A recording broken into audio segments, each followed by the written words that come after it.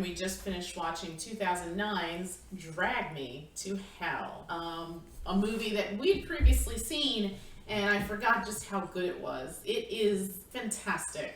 Raimi is a master of comedy / horror. In this, Alison Lohman plays a loan officer who is trying to get on the fast track and unfortunately comes across an older woman who is being evicted from her home. And Christine, the loan officer, decides that she is going to be... Rather than give the lady an extension on the loan, she decides to adhere to a conversation that she had with the boss earlier about who's going to get this promotion. And the boss said, you're going to have to make tough decisions. Right. So she decides she's going to make the tough decision and deny this woman an extension, even though she could have given it to her. But this would have been the third extension. It would have been the third extension. And the boss basically was leading her to this. But anyway, hijinks soon ensue when Christine makes that tough call.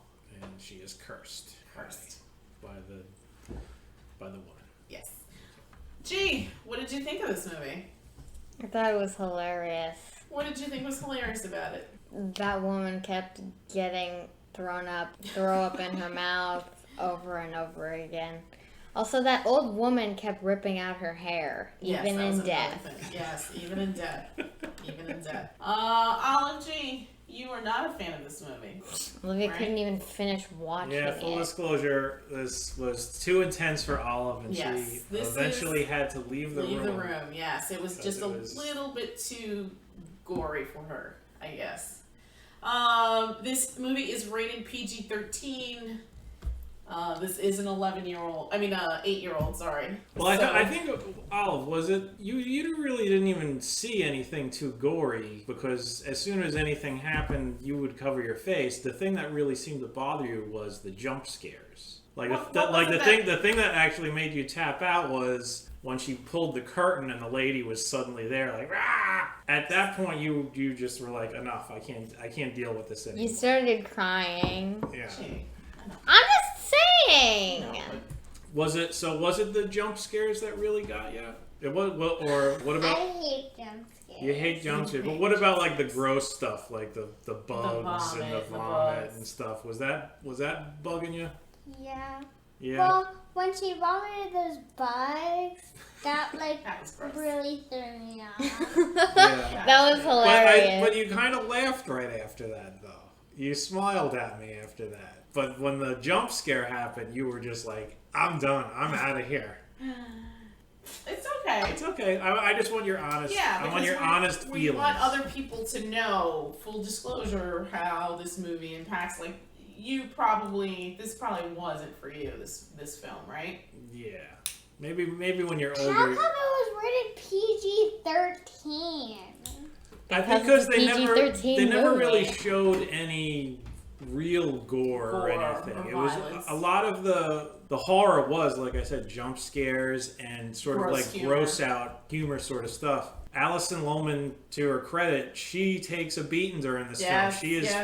She's like flying across rooms and crashing into armoires and hanging from her foot while being spun around. And she gets a lot of fluids dumped on her.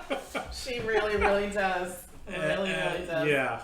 So she definitely took up the mantle that Bruce Campbell held. Usually holds, yes. Because apparently Sam Raimi just loves beating the hell out of Bruce Campbell in his movies, and she took that role and was just like, all right, I'm going to take these lumps.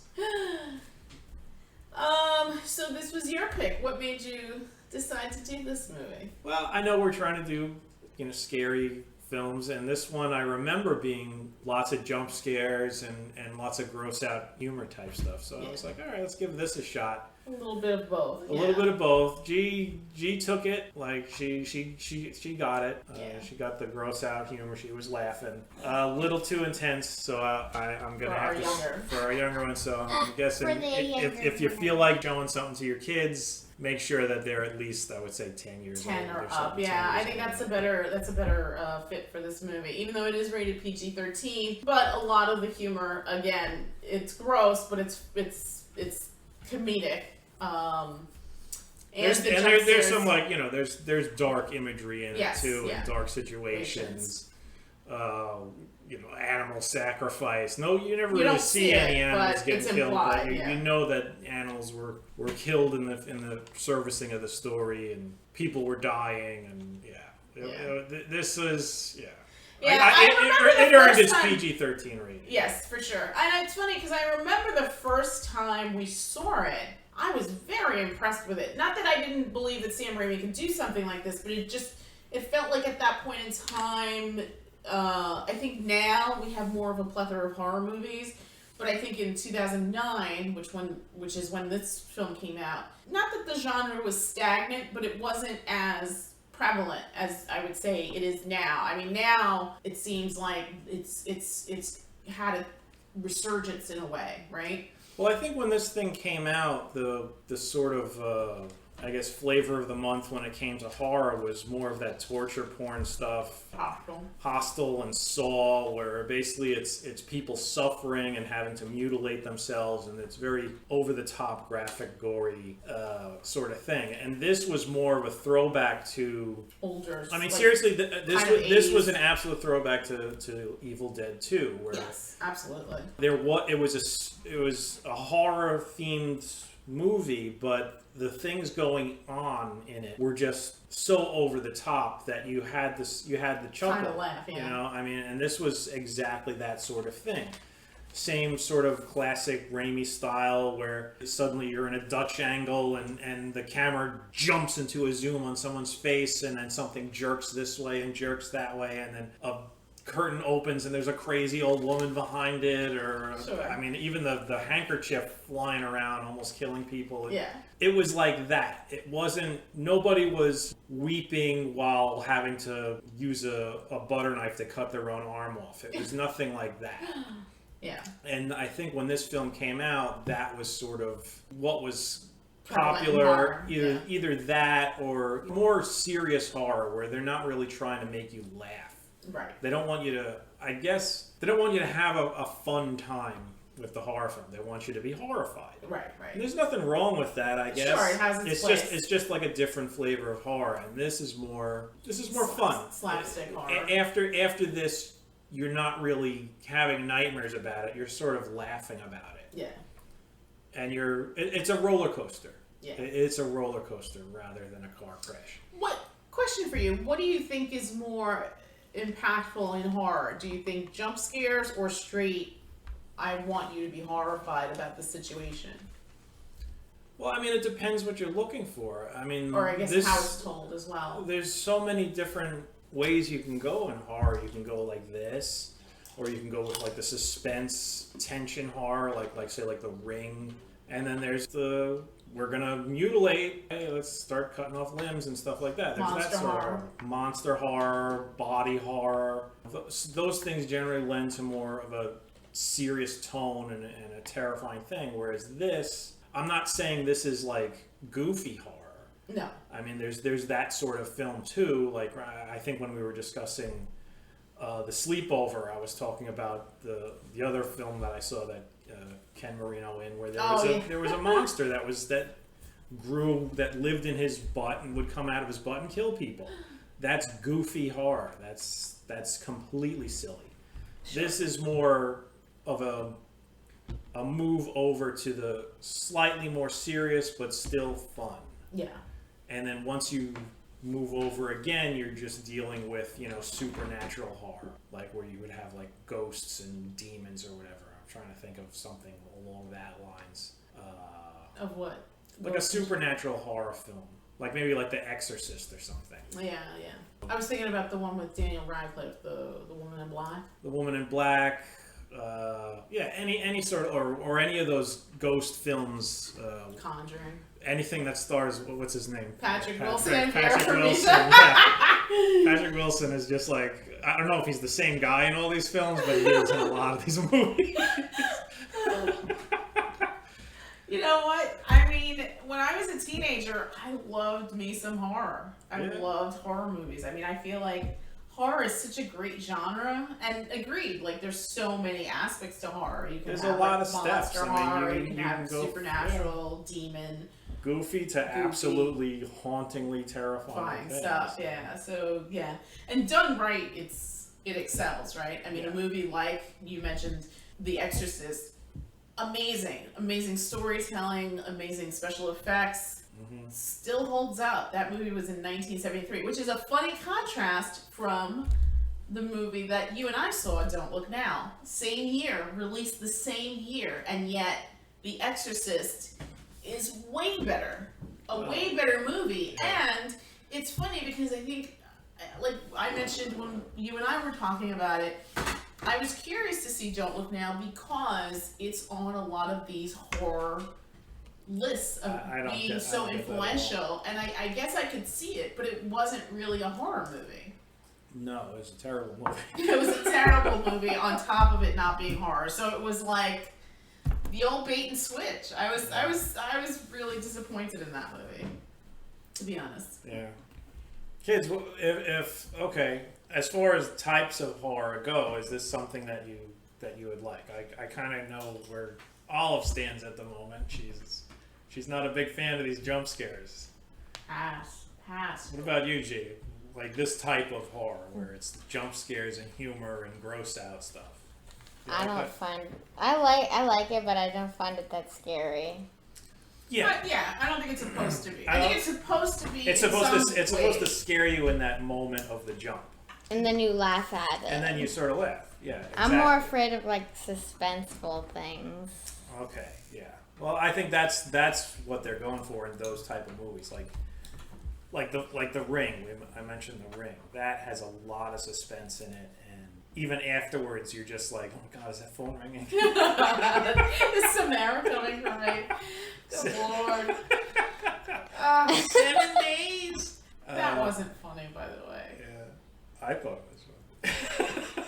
When Danny and I were dating, we went to see that movie, and I was creeped out and terrified of it. And then the next day at work, someone calls me and whispers, 7 days. Dad. Yeah. He's so silly. But yeah, that's more of the suspenseful stuff that you were talking about, G. Mm-hmm. And that sort of sticks with you. Yeah. But I'm scared. Oh, now I'm laughing. That's more of this sort of thing. Yeah. So you would probably like Evil Dead 2. I don't know about Olive. Yeah.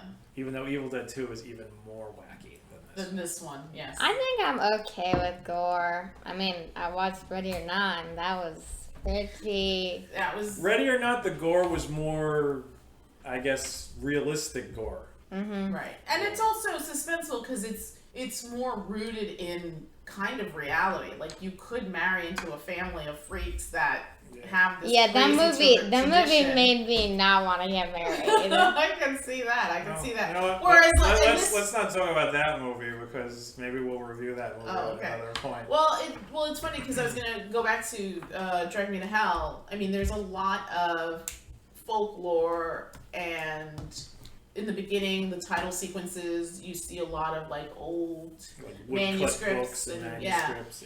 Yeah. I mean, So I love there's that a nod stuff. to that kind of stuff, and a lot of the stuff is rooted in, I don't know if it's like superstition or folklore or historical.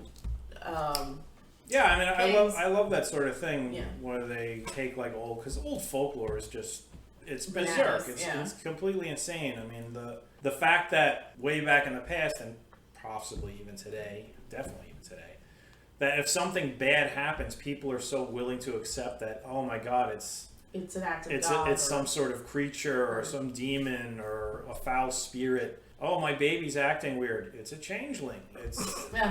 Let's throw it in the fireplace. That'll cure it. Right. I'm pretty sure I read that in Grimm's Fairy Tales one time. A lot of Grimm's Fairy Tales. Stuff I mean, from all of that stuff is based upon the fact that people were trying to make a reason for bad stuff happening. And there was a lot of bad stuff happening. Yeah. People would get like weird boils all over their face, and they're just like, "What is it? Well, there must be a witch in the neighborhood." Yeah. Gotta blame somebody. Yeah. Meanwhile, the guy probably has had syphilis. Yeah. Yeah. Possibly. For like, But, and, gee, what was your favorite scene in this film?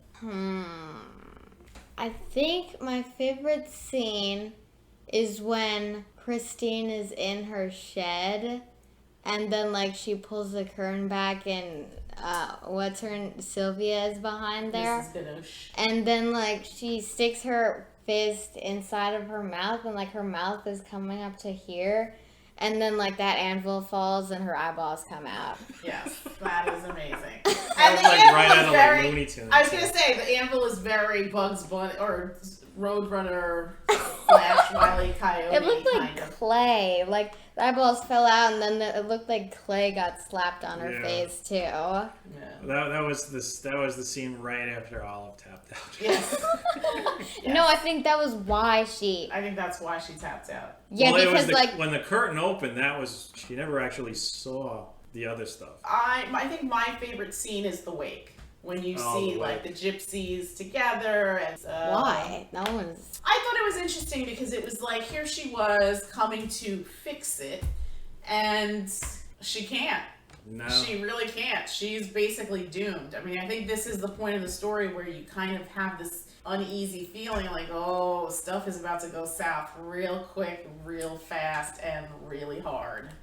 And even though other things happened later in the film, there was always this nagging feeling that just something wasn't right. And that end sequence is just... Yeah. So, yeah, I mean, kudos to Raimi. I love him as a storyteller from the Evil Deads to now, even doing Spider-Man, and hopefully soon Doctor Strange. That'll be great to see.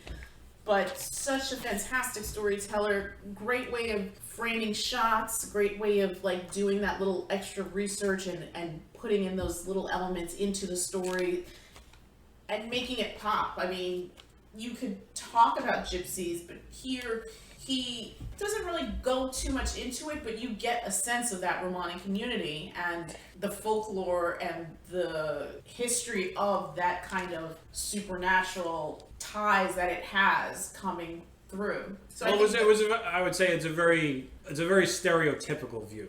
It is, but of some that, things of that are community, because I know that community exists, and they're not no, of course, hitting but people with devil whammies and stuff like that. No. But it's. I mean, certain things are born from tradition, and certain things are born from truth. Obviously, a lot of it is exaggerated, especially in a movie like this. But it's cool to see it. It's cool to see the things that folklore represented in this movie.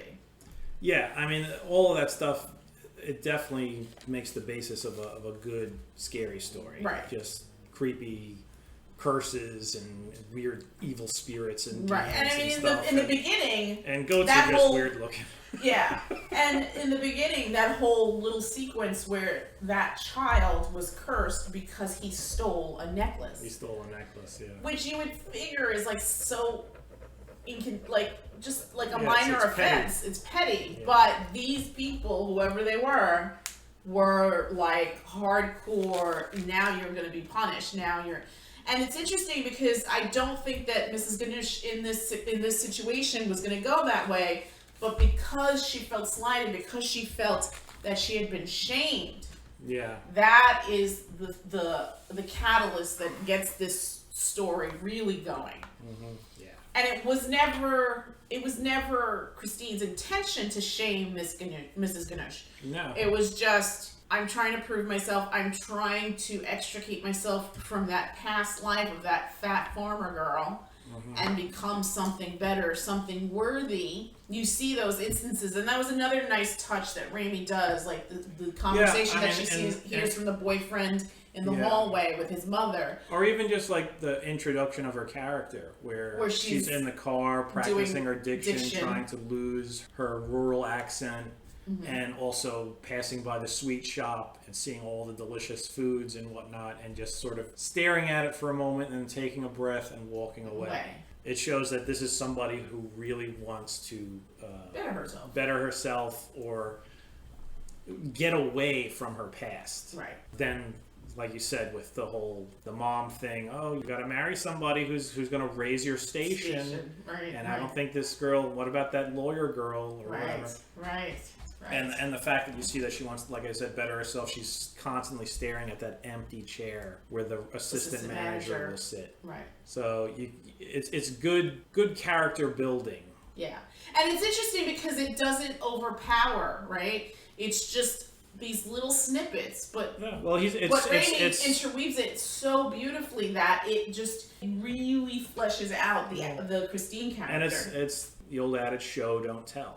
Right. You learn all of that just by watching. In that intro was less than a minute long, and you knew something about her character already without her uttering a single word. Yeah. Right. Yeah, very impressive. Raimi is just so talented. He really is. I mean, you sometimes forget because I think prior to this, he had done movies that weren't like this. He'd done, I think, Spider-Man movies. He did The Gift, which is also kind of a supernatural thing, but not exactly. Yeah, I mean, it's definitely a return to that whole. A return to what brought him to the table, the Evil Dead sort of stuff. And it's always nice to see the car, the caddy. That's in every film. even his more serious stuff. Yeah. That car is always there. Yeah. Well, who else does that? Does Baz Luhrmann do something like that as well? I feel like he also does something with like a car. I could be wrong, but I don't know. I don't know enough of Baz Luhrmann stuff. Mm-hmm. Anyway. Although, what would a car be doing in Moulin Rouge? I don't know, but I get the impression that he also does something like that with like a car where it's always in his movies, but I could be wrong. But anyway, scale of 1 to 10. What do you think?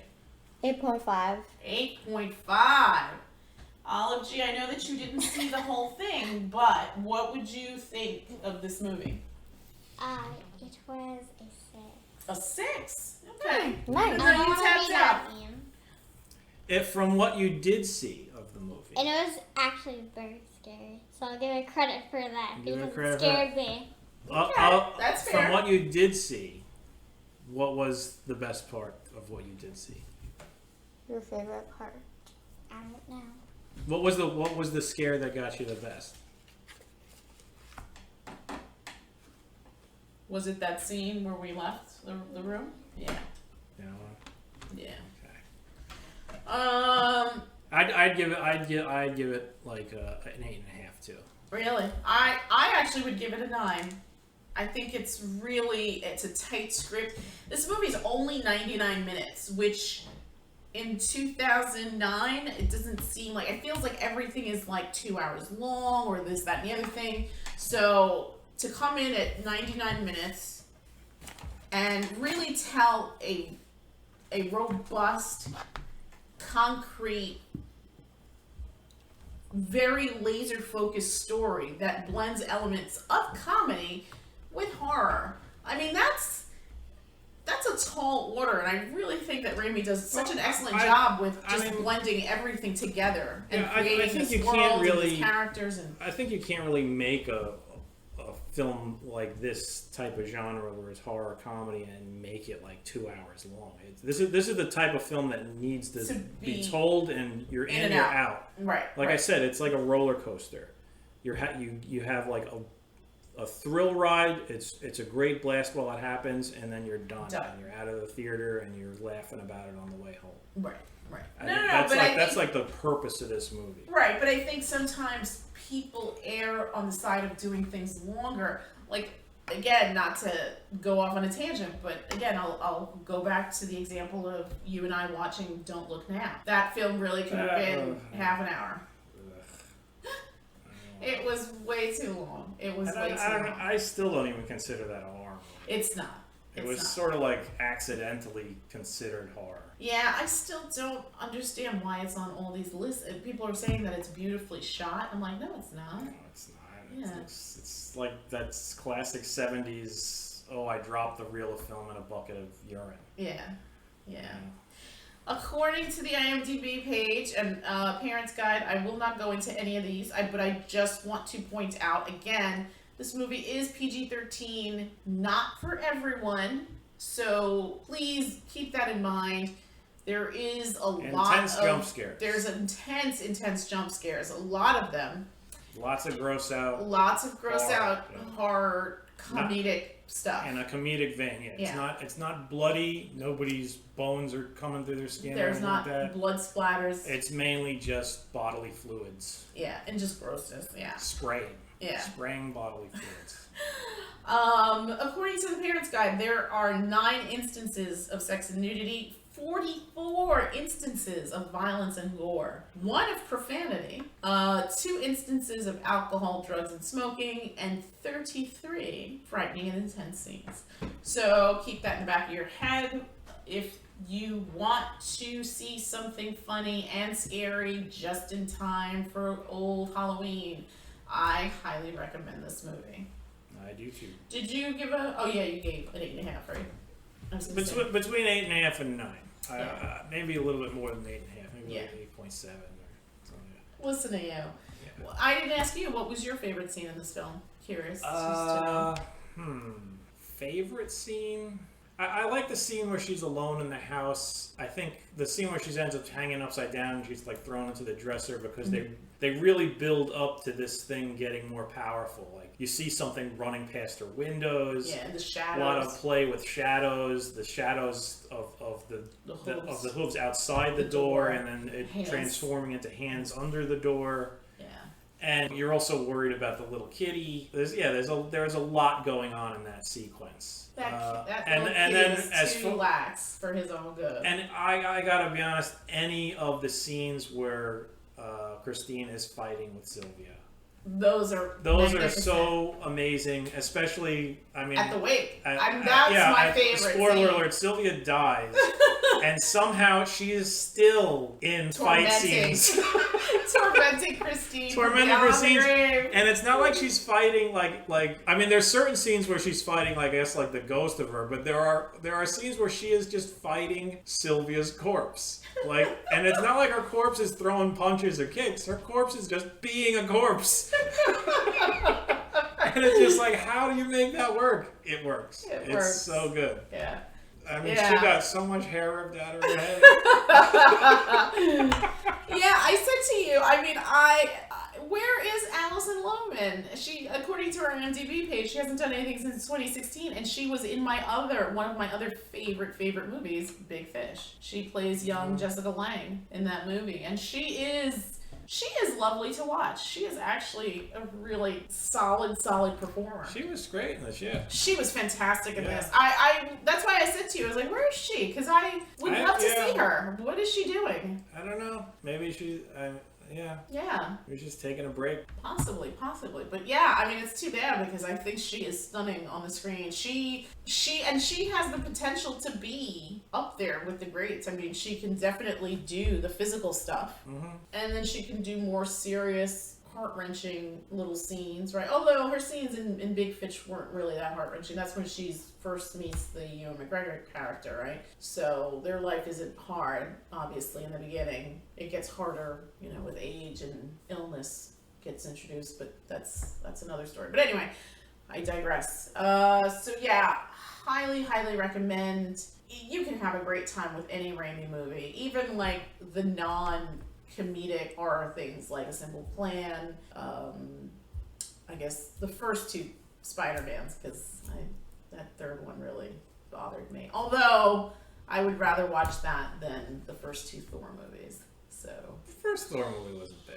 It was the second. The second Thor film dropped the ball, but the first Thor movie was a decent intro. It was okay, but then you see something like Ragnarok, and it's like Ragnarok blew it all out of the water. Yeah, and they found the tone for the character, which is good. All right, we're definitely on a tangent. Okay, so that's it from us. 10 and up. Definitely go check out Drag Me to Hell. Good night. Good night. 11 and up. Night.